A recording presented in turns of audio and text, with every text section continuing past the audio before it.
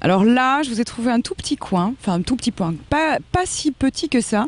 C'est surtout sur un objet que j'aimerais qu'on focus, sur un objet qui a vraiment du sens, qui est tombé aux oubliettes et qu'il peut être intéressant de remettre au goût du jour avec toute la nouvelle tendance du slow life qui consiste en fait à prendre le temps de faire les choses. Et pour répondre à votre question, je suis sur le stand Dubois. Alors la famille Dubois, pour juste vous situer, c'est une inénarrable famille d'antiquaires, antiquaires de père en fils et de fils en frère, et ce depuis plus de 40 ans. Alors l'objet qui est derrière moi, vous avez toute une collection, c'est c'est le moulin à café. Alors ce moulin à café, vous avez différentes matières, différents bois surtout et différentes façons.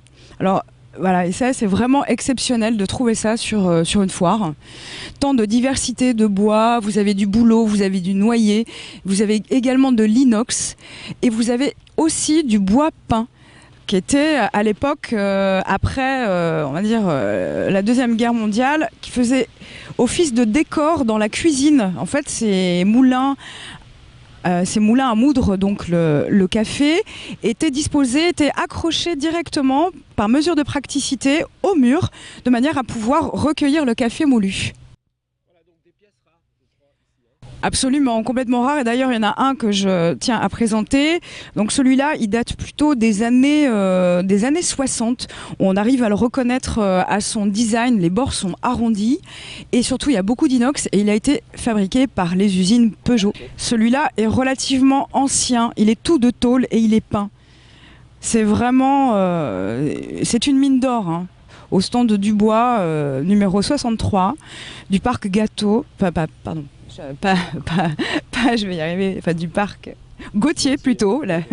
Voilà, donc c'est très très beau.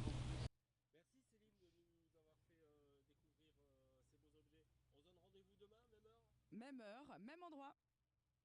Merci.